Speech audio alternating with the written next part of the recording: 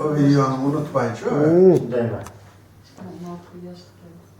Anamız diyen kalkan küçük yaş başı vakenler. Ya 30 yaş fark var ya. Akallı bilen. Hakan'da da 35'te. Ha.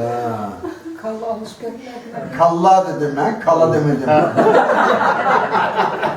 Avaz mı çıkdı o ya? Ha, gevler çıkmamışsın.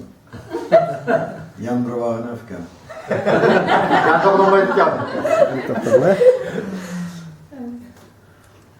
Ya ben kallını almıştırıp da taktım. Ama yanıtlar olur. Bunlar cimbotoza.